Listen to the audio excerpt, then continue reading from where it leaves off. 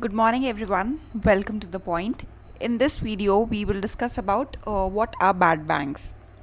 So starting with the definition, what is bad bank? A bad bank is basically an asset reconstruction company that buys bad loan from commercial bank at a discount and tries to recover the money from the defaulter by providing a systematic solution over a period of time.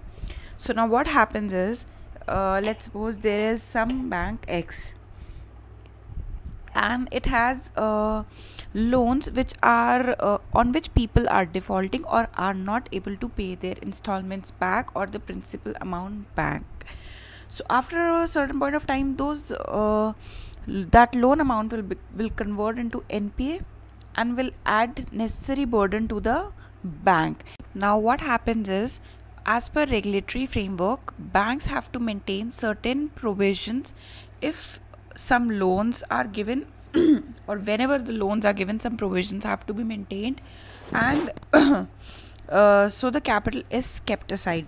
So now here comes in the picture, that is asset reconstruction company, which are called ARCs, or a new name that's called bad bank. Now bad bank, what it will do is, it will approach this bank X, will say or ask, I will buy all your NPAs. Let's suppose if bank's X NPA is around ₹1000, so this bad bank will come in and will say, I will buy this account for say 950 rupees. I will pay you 950. So what you will get is, you will get your money back and you don't have to worry about recovering that bad debts or that loan amount, and I will recover, or I will see what has to be done with this account.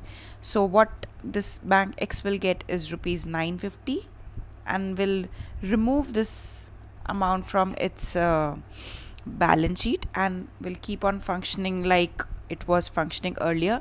And now what this bad bank will do, with this 950, this bank will approach the person from whom this 950 has to be taken and will negotiate that, please settle this account, just give me 925 instead of 950 or ₹1000, and I will clear all your claims. So this is what bad banks do. So X is getting the amount for ₹1000 and does not have to take an additional headache of going to the people or approaching the people or the defaulters to give the amount. Now this thing will be taken care of by bad bank.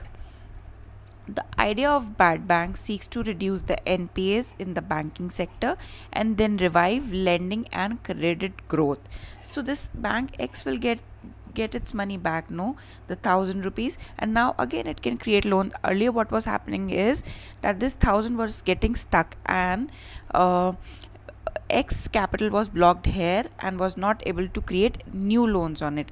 Now since the bad bank has come into the picture, has given back ₹950 instead of ₹1000, now with this 950, bank X can create new loans. So it leads to credit growth in the economy, as all the NPAs have been taken care of by bad banks. With the worsening of economy post lockdown, the idea was floated by Indian Banks Association for creating a bad bank, because what has happened after the lockdown, many people have defaulted on their interest payment or the principal payment. So banks are flooded with NPAs. So Indian Bank Association proposed this idea, why not create a bad bank which can absorb all the NPAs and free the commercial banks with this headache, and they can create the loan as they were doing earlier. Now how does this process work? So banks will be able to demarcate their assets into good assets and toxic or bad assets. As I told, bank X was there. Now it has to clearly define that which accounts are paying their installments back and which are not. So the one which are not paying will be demarcated as bad assets, Good assets are the one in which loans are repaid as per schedule, and the defaulted ones are classified as toxic assets or the bad assets. As in the previous example, it was rupees 1000 which was not being paid by Mr. So and so, so that is bad asset. The toxic asset can be removed from the bank's book and transferred to bad bank, which has the sole purpose of aiding and recovery of the risk assets. Hence, the bank will clean up and reduce their exposure to risky asset, as they have already got that 950, though the pending amount was 1000, but they have got 950 and settled their claims, and now they are creating loans on it again, right? And bad bank is taking care of the rest of the matters. Bad bank will absorb all the toxic assets of banks at a price below the book value of these loans, as in this case it was 950. This is how it works. Now, what is the rationale behind this bad bank? Why do we need it? How it can help our banking sector? So it first is easing provisioning requirements. High level of NPAs makes it difficult for the banks to lend, as they have to maintain a certain limit of capital under Basel norms, and the rest goes under non-performing assets. So if you see banks, let's suppose a bank has rupees 5000, so it cannot create loan out of this whole money. Some part of it goes under the Basel norms, which for as of now, just understand there is certain norms applicable on banks. Under these norms, banks have to maintain certain required amount of capital. So some money goes in maintaining these Basel norms. Let's suppose 2000 goes here, and rest they have to make provision whenever a bank creates loan, it has to set aside some money as a provision for that loan. So let's suppose 1000 goes in provisioning for loans. So what is left with bank is just 2000 rupees. So out of this 2000 only the bank can create loan, and out of this also, if some account goes default or doesn't pay payment, so with very less money is left with banks. So it leads to hampering of credit creation in the market. So that is where the bad banks come and absorb the NPAs and gives back the capital to the bank, and so that they can function normally.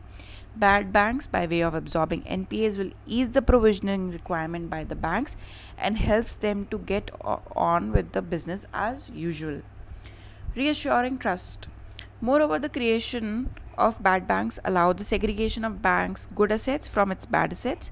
This allows investors to assess its financial health with greater clarity, and for banks to grow financially. So there are certain ratios which are calculated every year by bank, which indicates its health. So more NPs, so it indicates the bank's condition is worse, and it evades the trust of financial investors, and they don't feel like putting in money in a particular bank where the NPAs are higher.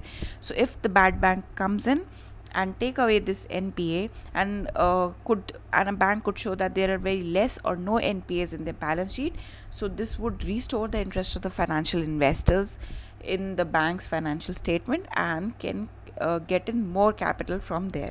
So that is the rationale why we need bad bank these days, because more and more NPAs are rising in the economy, and that deteriorates the financial health of a bank.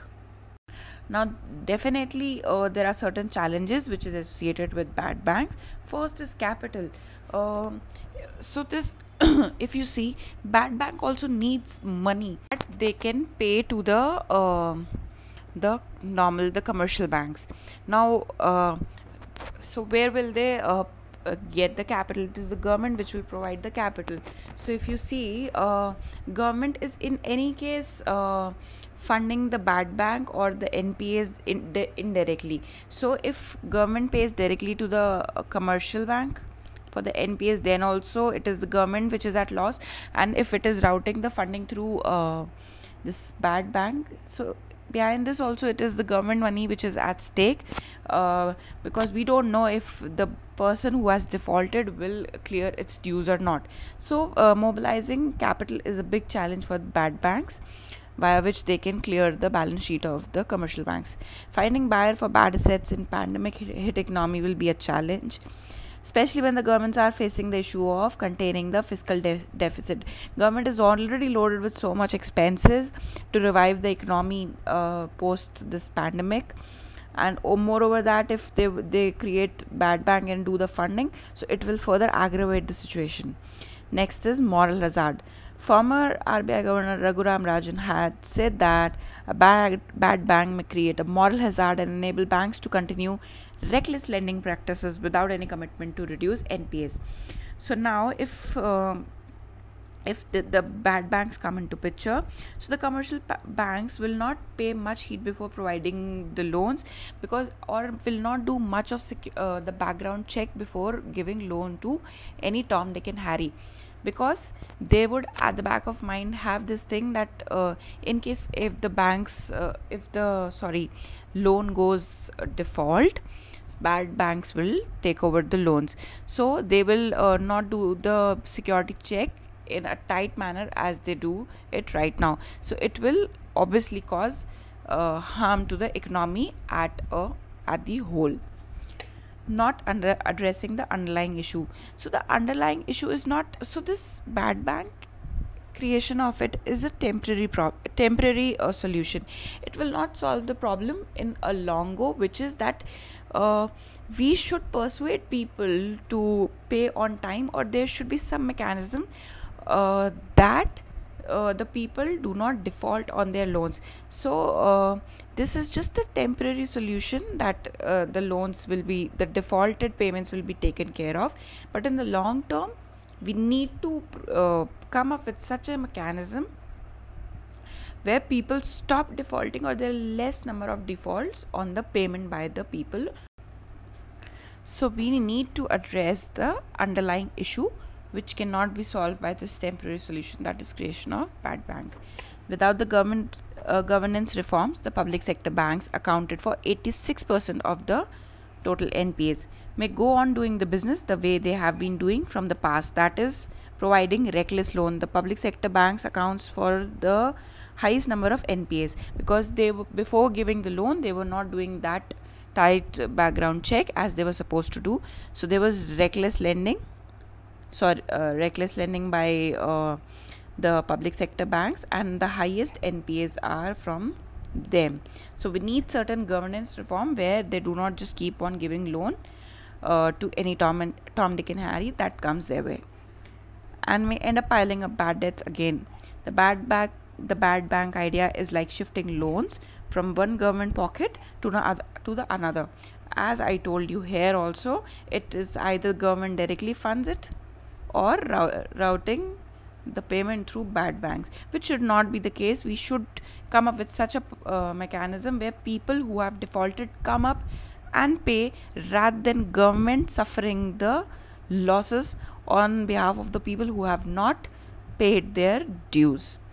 So I hope this picture is clear how bad banks are and how do they function, and whether they are a boon or a bane for the economy.